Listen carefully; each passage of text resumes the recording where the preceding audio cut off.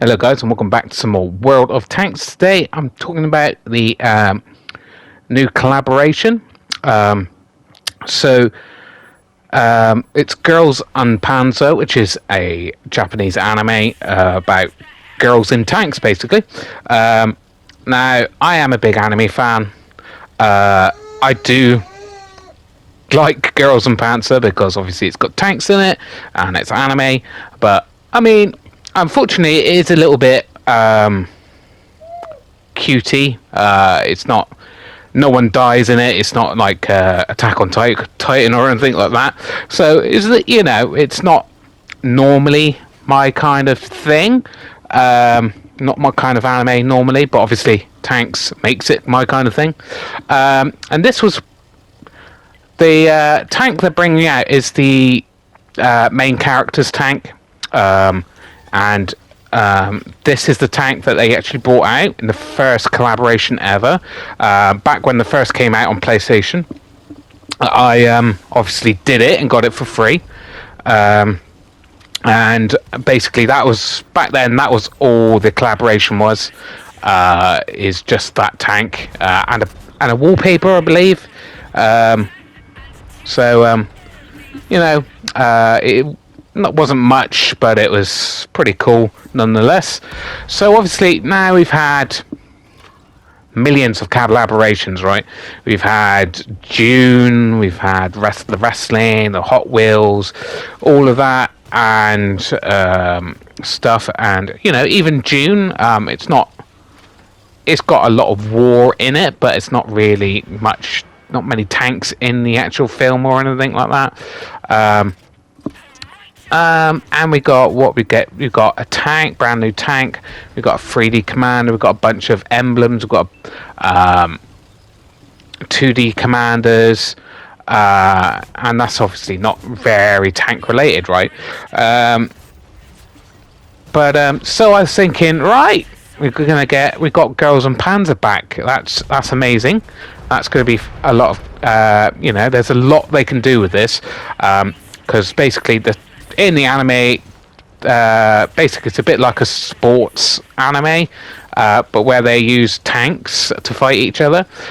So the main character's school has like 5 different tanks, and they fight other schools, and they've got 5 different tanks, and they have their own like emblems and stuff like that, and some of them are quite different. I mean, at the end of the series, you have they fight a mouse, and in the film they fight what do they fight? Tiger 2s, T-29, 29s, and things like that. Just basically most of the tanks you can think of. And you're thinking, right? So they're redoing this collaboration. There's just so much they can do with it. So what do we get? So we get the re-release of the tank they released like 6 years ago. Some emblems, which cost an arm and a leg to get, if you want to buy them. I think there's like an operation where you can actually earn some and earn,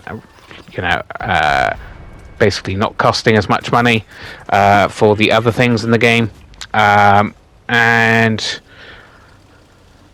you can get the crew of the main tank in the series, all of them. I think it's 5, but with original voice cast, which is great, but they're 2D, no 3D commanders, and they're all standard commanders, so not 3 skill commanders like we have been getting for like June and things like that. Now you may be going, oh right, well maybe they didn't do the 3D commanders. I'm guessing they just didn't get much licensing with them. It was very limited, but so they couldn't get like a 3D commander, which is nonetheless it's just a little bit annoying, right? So we got the 2D ones, but they're not 3 skills. I mean, it's just like a licensing thing. These are just like crews that people really like, but people are probably not going to be very keen on it when they're not 3D commanders. They're just 2D, and they're just one skill, one skilled commanders. They're not two skilled or three skilled commanders that you can get these days. I mean, why? And the emblems are expensive, and the crews are only one skill and not 3D. It just seems like, and no more tanks. Why have they not released any more tanks? Like I said, they do loads of tanks in the series and the film, so you could do any number of tanks. I would be happy with one more tank from the series. From the main school, they've got a really unique and cool looking Stug, which is painted different colours, and it's got all these like 4 massive Japanese type flags sticking out the top of it. It looks pretty damn cool in the series. No, we don't get that. We don't get 3D commanders. We don't get 3-star commanders. I honestly, it's just a massive missed opportunity, and it could have been just so much better. Yeah, so that was the Girls and Panzer recent collaboration. Just a big disappointment. Now I know people are going, well, the 3D commanders would look absolutely ridiculous in the game, because they're not realistic. They're anime type characters, but realism has gone from this game like 5 years ago now, 4 or 5 years ago. We've got loads of 3D commanders that look totally out of place. Look, got us on my character's not particularly realistic. The other 3D commander in that display there was like a zombie type character. Looks totally out of place. So why not just have a 3D commanders with the Girls and Pants release? I've been longing for this for a long time. I thought, they can do so much. They can have so many different tanks they released. Like the Warhammer 40,000 had how many tanks did they have? We had the one Cold War. We had the Ultramarines one. We had the Reaper Scythe one. We had the Toothbreaker one. Was it 4 or 5 tanks?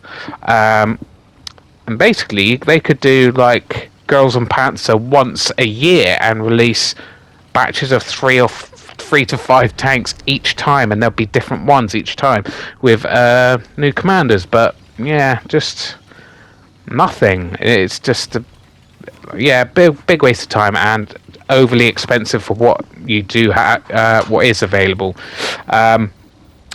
So pretty gutted, to be honest, but there you go. That's just wargaming in general.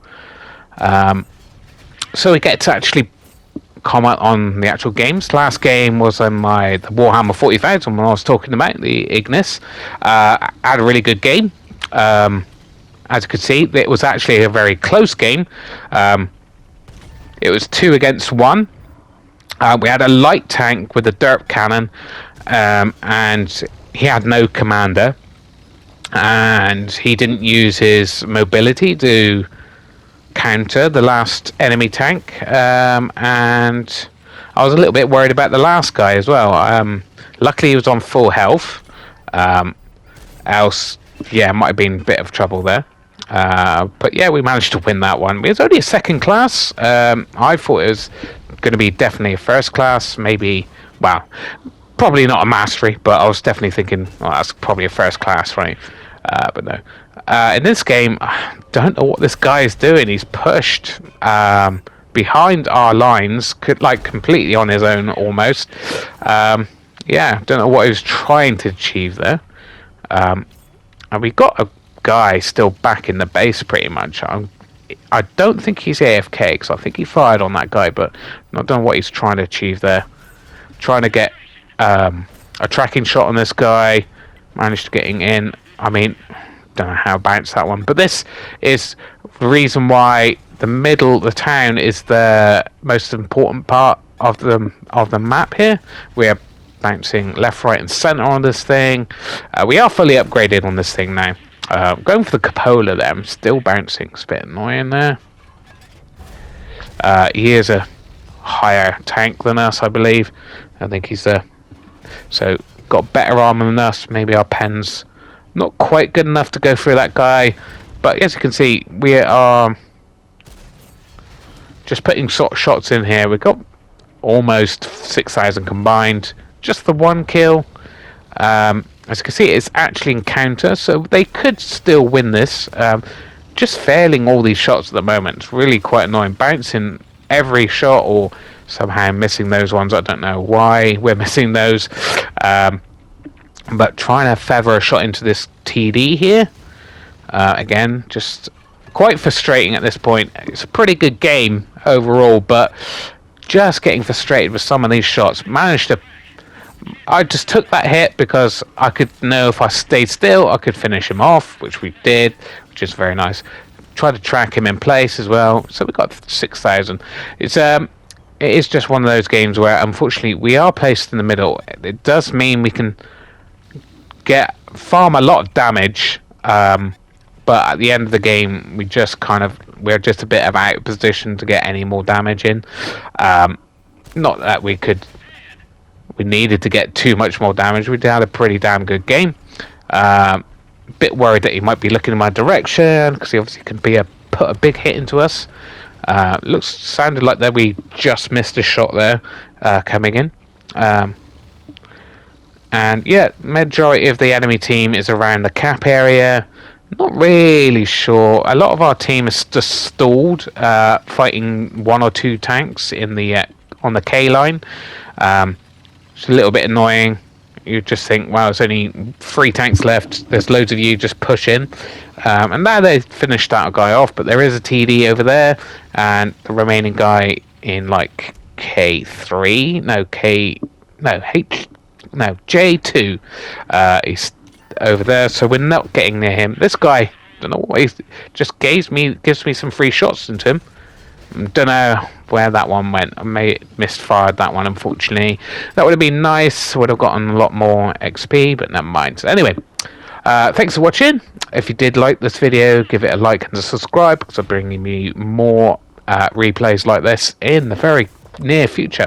Anyway, bye guys.